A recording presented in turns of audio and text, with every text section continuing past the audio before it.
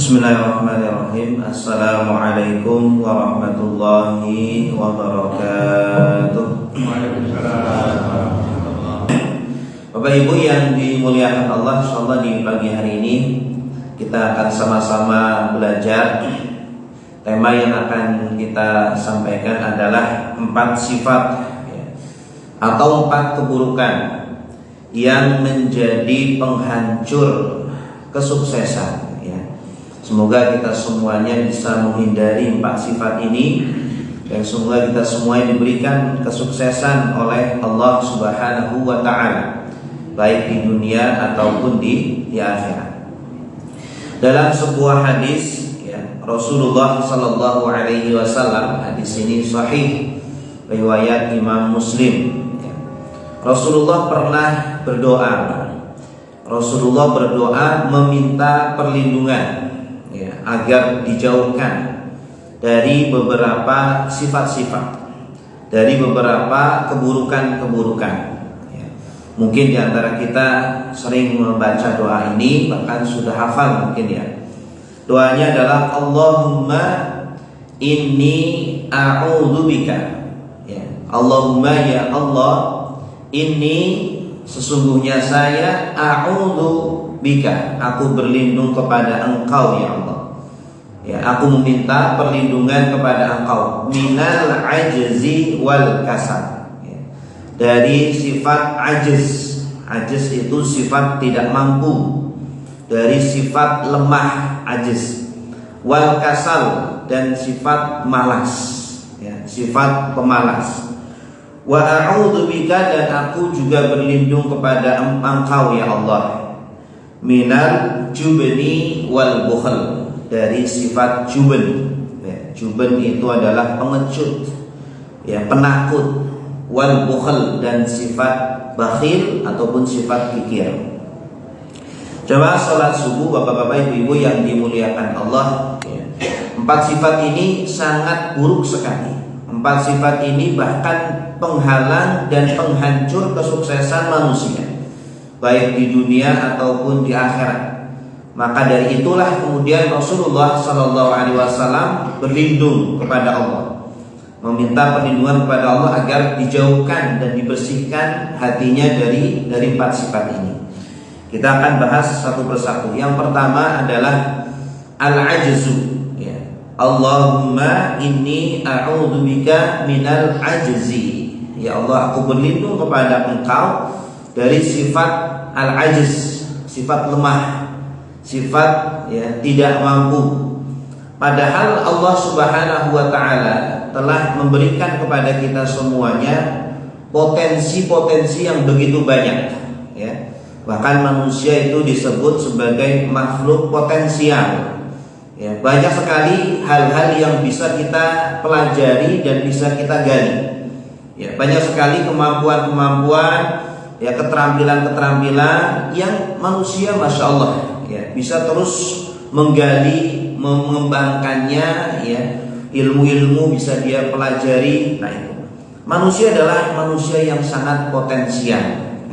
Maka manusia yang sukses adalah manusia yang terus belajar dan belajar. Tidak mengenal usia, tidak mengenal tempat, tidak mengenal waktu, terus belajar. Sehingga tidak ada ceritanya manusia kemudian dia nganggur. Tidak ada ceritanya kemudian manusia tidak memiliki pekerjaan, kemudian dia tidak digunakan. Na'udzubillah min dzalik. Padahal manusia adalah manusia yang sangat berpotensial sekali. Dan Allah Subhanahu wa Ta'ala telah menciptakan kita dengan kondisi yang sangat sempurna. Bahkan kita sering melihat di video-video ada orang yang tangannya putus, tidak ada, kakinya juga tidak ada, tapi masih bisa bekerja. Artinya apa? Manusia itu terus bisa belajar, terus bisa mengembangkan potensinya. Bahkan ketika kita makin banyak potensi yang dimiliki, makin banyak manfaat-manfaat yang bisa kita bagikan kepada orang banyak. Berbeda kalau kita menjadi manusia yang lemah, manusia yang ya hanya untuk kepentingan dirinya sendiri saja, manfaatnya hanya untuk diri sendiri. Bahkan mungkin dia untuk mengurus diri sendirinya yang membutuhkan selalu butuh kepada orang lain. Rasulullah Shallallahu Alaihi Wasallam bersabda, khairun nas anfa'uhum linnas. Sebaik-baiknya manusia adalah yang paling bermanfaat kepada manusia yang lainnya. Ya. Bagaimana kita bisa menjadi manusia yang bermanfaat kepada orang lain? Tidak lain adalah harus menjadi orang yang memiliki potensi, harus menjadi orang yang kuat. Ya. Jangan menjadi manusia yang lemah, kuat dalam akal pikirannya, kuat dalam ekonominya, kuat dalam fisiknya, dalam segala-segalanya. Bahkan Allah Subhanahu wa taala mewanti-wanti kita, ya, janganlah kita kemudian menjadi orang yang lemah atau meninggalkan keturunan-keturunan yang lemah. Wal yakhshal ladzina law taraku min khalfihim dzurriyyatan bi'afan khafu 'alaihim, ya, falyattaqullaha wal yaqulu qawlan sadida. Takutlah kalian, seandainya kalian kemudian meninggal dan meninggalkan keturunan-keturunan yang lemah-lemah, anak-anak, cucu-cucu yang lemah dari sisi akal pikirannya, keilmuannya, fisiknya, ekonominya, kesehatan dan lain sebagainya. Nah, maka Islam itu mengajarkan kepada kita semuanya agar menjadi manusia yang kuat, manusia yang pantang menyerah, manusia yang terus belajar. Utlubul ilma minal mahdi ilal lahdi. Carilah ilmu oleh kalian minal mahdi, dari buaya ibu sampai lahat liang lahat, ya. Jadi nggak ada istilahnya pensiun dalam belajar. Terus di dalam Islam belajar tidak ada batasannya. Bapak Ibu yang dimuliakan Allah, bahkan Rasulullah SAW ya lebih mencintai kepada muslim yang kuat, kepada muslim yang berpotensi. Begitu pula Allah Subhanahu wa taala dalam sebuah hadisnya, Rasulullah bersabda, al-mu'minul qawi ahabbu khairun wa ahabbu ilallahi minal mu'minid dha'if, ya. Seorang mukmin yang kuat, ya, kuat dalam ekonomi, fisik dan segala-galanya, dalam kebaikannya itu lebih baik, kata Rasulullah, lebih baik, wa ahabbu, dan lebih dicintai ilallah, oleh Allah. Allah lebih mencintai kepada muslim atau mukmin yang kuat, ya, muslim yang berpotensial, ya, itu lebih baik dan lebih dicintai oleh Allah Subhanahu wa taala minal mu'minid dhaif, dari mukmin yang lemah, ya. Bapak Ibu yang dimuliakan Allah, inilah sifat yang Rasulullah sallallahu alaihi wasallam berlindung agar dibersihkan dan dijauhkan dari sifat tersebut, yaitu sifat apa? Sifat al-ajiz, sifat lemah, sifat tidak mampu, sifat menyerah, tidak mau belajar, dan seterusnya dan seterusnya. Kemudian yang kedua, Rasulullah juga berlindung, Allahumma inni a'udzubika minal kasal. Ya Allah, aku berlindung kepadamu dari sifat malas, al-kasal, dari sifat malas. Malas ini subhanallah, di antara sifat yang sangat-sangat menghancurkan manusia, ya, yang menjadi penghalang kehancuran manusia ini adalah sifat malas. Kita lihat, ya, tidak ada dari tokoh-tokoh yang sukses, ya, mereka tidak ada yang pemalas. Pasti orang-orang yang sukses, orang-orang yang terdepan, orang-orang, ya, para nabi, para rasul, ya, para ulama yang sukses-sukses, pasti mereka tidak memiliki sifat malas. Pasti mereka adalah orang-orang yang terus belajar, orang-orang yang terus bersemangat, gitu, ya. Orang-orang yang masuk surga juga adalah orang-orang yang selalu bersungguh-sungguh, tidak ada sifat malas sedikit pun pada diri mereka. Dan kemalasan terfatal, ya, yang ada, yang menghinggap kepada manusia adalah kemalasan ketika belajar ilmu agama. Ini kemalasan yang paling berbahaya terhadap seorang mukmin adalah malas belajar ilmu agama. Kenapa? Karena orang yang malas belajar ilmu agama, ya, ibadahnya sia-sia. Ibadahnya tidak dianggap oleh Allah Subhanahu wa taala. sebanyak apapun dia sholat, sebanyak apapun dia puasa, sebanyak apapun dia beribadah kepada Allah, tanpa ilmu tidak akan diterima oleh Allah Subhanahu wa ta'ala. Ya, dan kita tahu sendiri konsep di dalam Islam, al-ilmu qabla al-qawli wal amali, ya. Harus berilmu terlebih dahulu, baru al-qawl kita berbicara, wal amal kita beramal. Jangan sampai kemudian kita beramal, kita berbicara, ya, tetapi seperti tong kosong nyari bunyinya, ya. Banyak ngomong tetapi tidak ada ilmunya, tidak berdasarkan dengan ilmu, ya, sehingga kita sedikit-sedikit ada perbedaan langsung, ya, menyalahkan, ya, menyesatkan, bahkan sampai mengkafirkan. Itulah ketika kita berbicara tidak memiliki ilmu atau beramal tidak memiliki ilmu. Ini. Jadi kemalasan yang paling bahaya adalah kemalasan ketika belajar ilmu agama, ya. Lebih fokus lebih serius, lebih bersungguh-sungguh untuk mempelajari ilmu yang lainnya, atau lebih fokus untuk bekerja atau melakukan kegiatan yang lain. Kemudian kemalasan yang terfatal berikutnya adalah kemalasan dalam beribadah kepada Allah Subhanahu wa ta'ala. Ini kemalasan ketika untuk melakukan sholat atau puasa dan seterusnya. Nah, di antara, ya, karena kenapa malas dalam beribadah ini sangat fatal, sangat berbahaya, karena ini merupakan ciri-ciri orang munafik, ya. Ciri-ciri sifat nifaq yang ada pada hati seseorang adalah ketika dia malas beribadah. Di dalam Al-Quran Allah Subhanahu wa ta'ala berfirman, surah At-Taubah ayat 64, wala ya'tuna sholata illa wa hum kusala. Dan tidaklah mereka orang-orang munafik, ya, mendatangi sholat atau melaksanakan sholat kecuali dalam kondisi bermalas-malasan, gitu, ya. Ini berbahaya sekali kalau ternyata kita ada kemalasan dalam sholat, ya. Kita tidak semangat padahal bertemu dengan Allah, ya. Kita tunda-tunda waktunya ketika sholat, kemudian kita percepat agar segera selesai, ya. Di masjid tidak betah seperti burung di dalam sangkarnya, ya. Maka itu naudzubillah, jangan-jangan ada sifat-sifat kemalasan pada diri kita, ya. Jangan-jangan ada penyakit kemalasan pada hati kita. Kalau penyakit fisik, ya, itu paling penderitaannya hanya di dunia saja. Penyakit fisik, ya, yang menimpa manusia penderitaannya hanya di dunia saja. Tetapi kalau penyakit malas, hati-hati. Penyakit penyakit nifaq, hati-hati.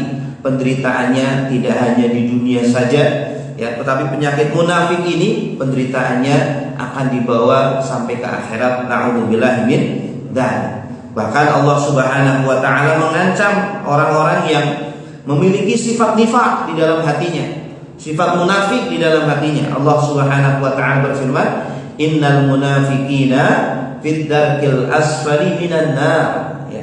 Sesungguhnya orang-orang munafik yang akan ditempatkan oleh Allah Subhanahu wa ta'ala berada di dasar neraka yang paling bawah, berada di keraknya neraka. Naudzubillah summa naudzubillah.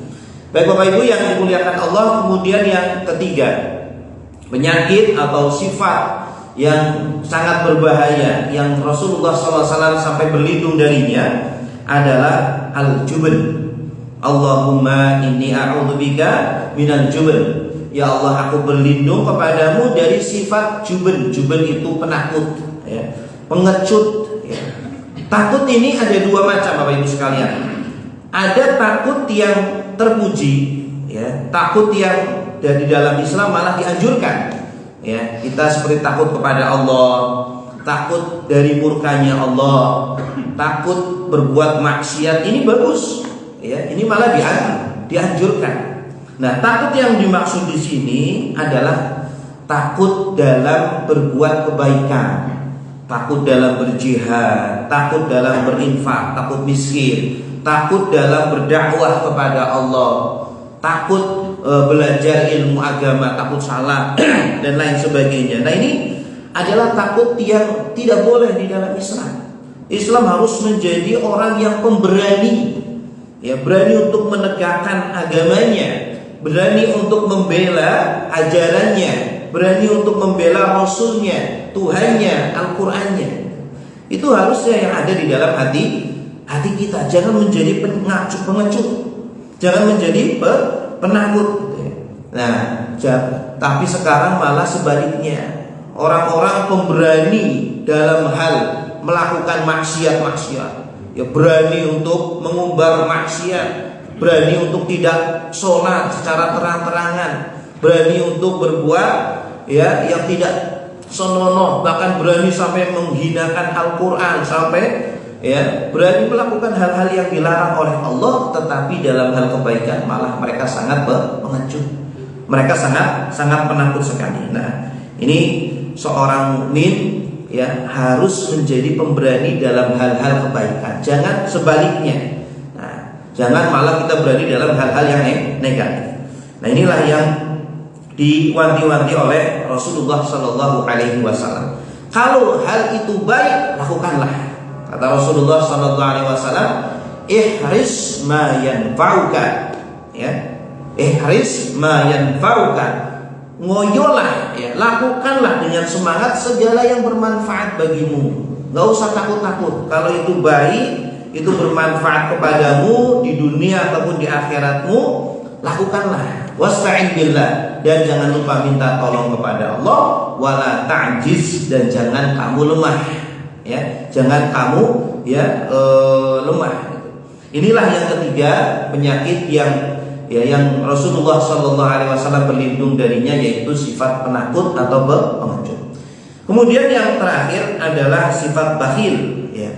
Rasulullah Sallallahu Alaihi Wasallam berlindung dari sifat yang keempat ini.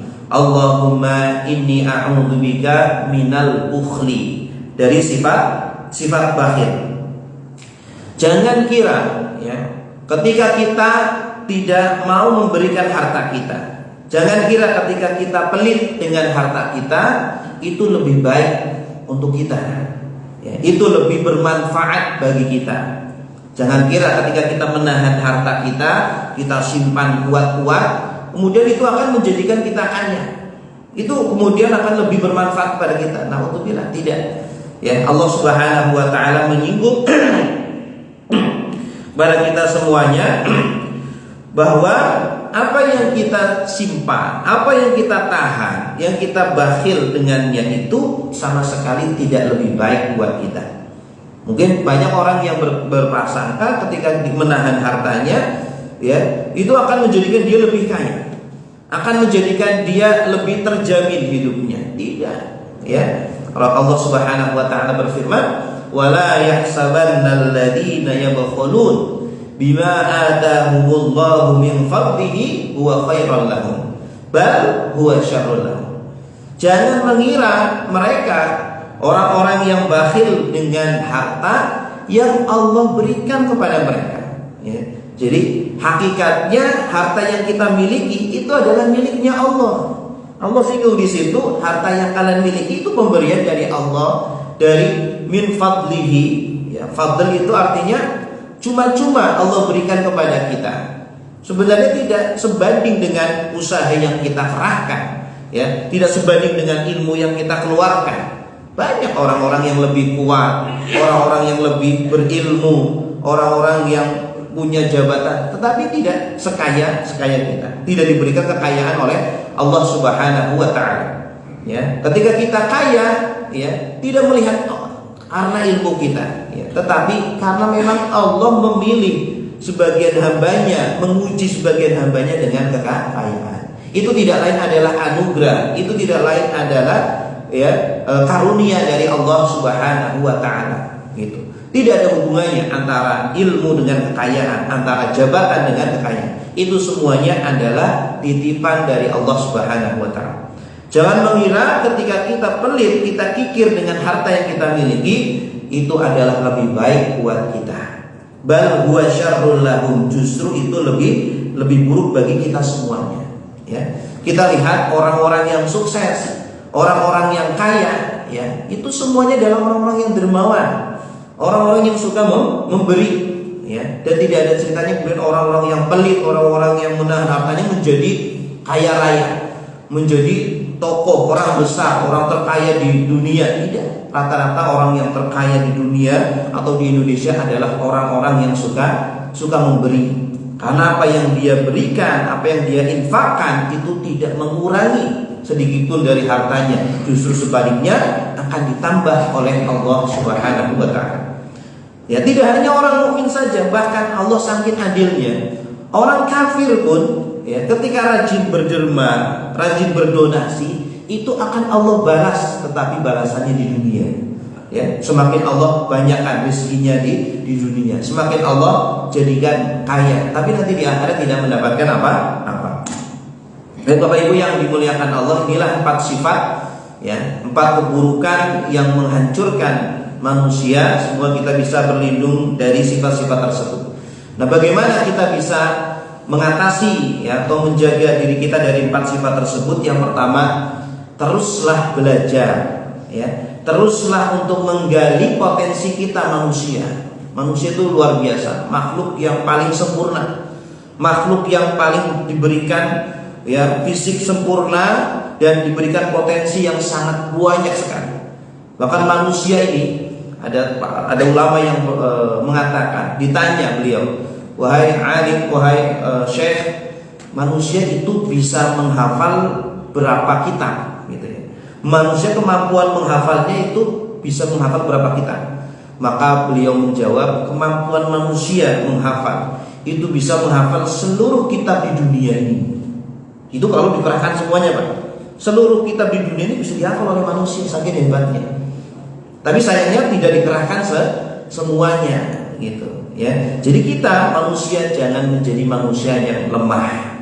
Jangan mentang-mentang sudah, mohon maaf, sudah tidak bekerja lagi, sudah pensiun, kemudian tidak mau bekerja lagi. Masih banyak aktivitas-aktivitas yang bermanfaat, yang positif, yang bisa terus menggali potensi kita.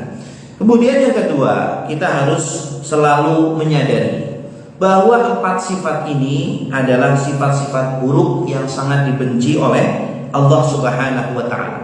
Allah Subhanahu wa taala sangat-sangat tidak meridhoi kalau ada orang yang memiliki salah satu dari 4 sifat tersebut. Ya, sifat apa tadi? Allahumma inni a'udzubika minal ajiz. Jadi sifat ajiz, lemah, tidak mampu, gitu ya. Kemudian sifat kasal, sifat pemalas, ya. Kemudian minal jubn, sifat pengecut, dan yang terakhir dari sifat pelit. Itu 4 sifat sama sekali Allah Subhanahu wa taala tidak ridho ada pada diri kita.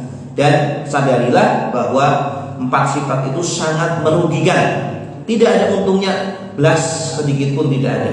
Justru malah menghancurkan kesuksesan kita, menghancurkan masa depan kita. Kemudian yang ketiga, banyaklah mengingat kematian, ya. Karena dengan banyak mengingat kematian, kita akan sadar, ya, kita akan terus memperbaiki diri kita, ya, terutama hati kita, membersihkan jiwa kita agar kita terbersihkan dari sifat-sifat yang buruk tersebut. Kemudian yang keempat adalah dengan cara banyak bergaul dengan orang-orang yang mulia.